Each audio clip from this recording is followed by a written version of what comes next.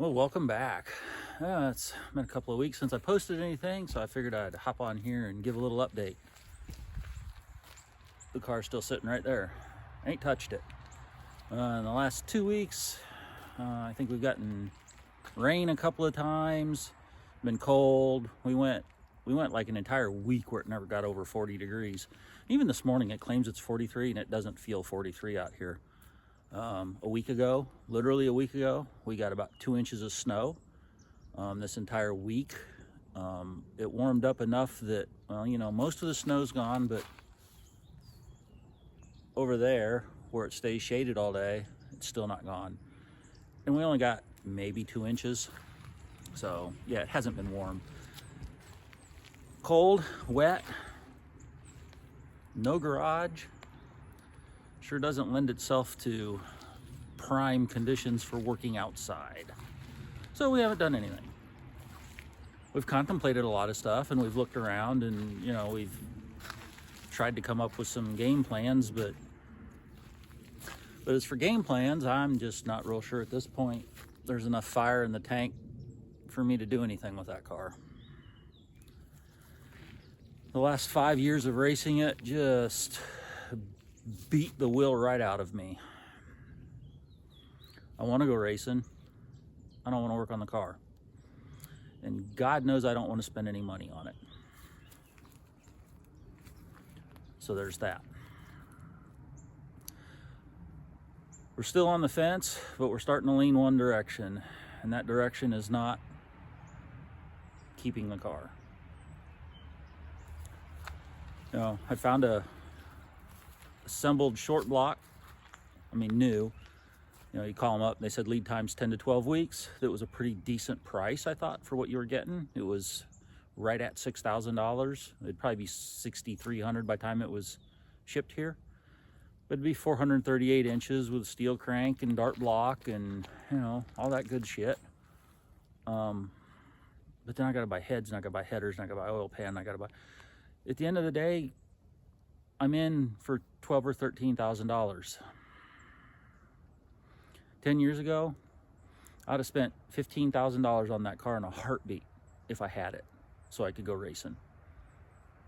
Now, I've got it and don't have the desire to spend the money on it to go racing.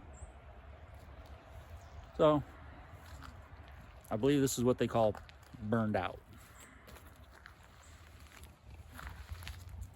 Happens. So that's where we are. We still have snow. Like I said, we got about 2 inches that night on a Friday. This is currently Saturday, so a week ago last night we got about maybe 2 inches of snow, and then it turned into rain. So it melted it down to about 3/4 of an inch, and then it got down into like 20 or 21 before the night was over, and it turned it into ice. And there's still some left.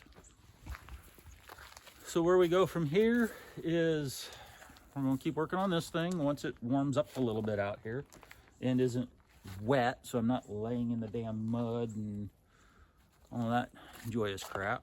We'll get the heater core fixed. I can take and get the tires mounted for the back wheels and get some tires put on them. I think the first thing I'm going to do with the heater core is, instead of pulling the heater core out, because I put a heater core in this car once before, and then right after that it started to leak. I'm thinking the hose clamp was loose. Yes, it's a non-AC car, so all of the hoses and everything go into the cabin of the car. And it has a regular hose clamp on it, which I've been told now that I shouldn't have done that, because if they're not tight, when heating and expansion, if it wasn't tight, then it works its way loose a little bit and it'll leak. And Lord knows it leaked. So I think the first thing I'm going to do, once it warms up a little out here, I'm going to put some heater hoses on it, hook the heater hose back up, and fire it up and see if it leaks. We ain't out nothing. I've got a new heater core for it, so if we need to change it, we can change it. But if we don't need to change it, we just need to tighten a hose clamp. That's a win-win. I got to get some exhaust put on it, back tires, then tags and insurance, or insurance and then tags, I guess is the way we got to do it. And then we can at least drive it to town, even with the 471 gear in it. Whatever. It's 6 miles into town, 7 miles into town, whatever it is, 45 mile an hour all the way in. It'll do that.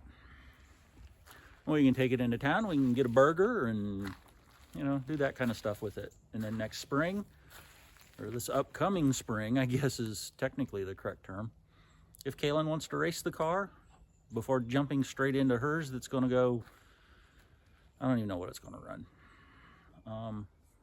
We can do that. Get her feet wet with this thing before getting in that one over there, which is really the smart way to do it, which is not the way I would do it, because the smart way to do it is to drive something a little slower, get used to the whole process again, and then get into the faster car. Me, I would just jump head first in without ever checking to see how deep the water was.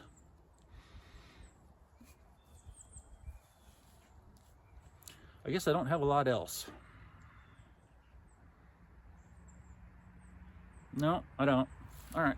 So, until next time, see ya.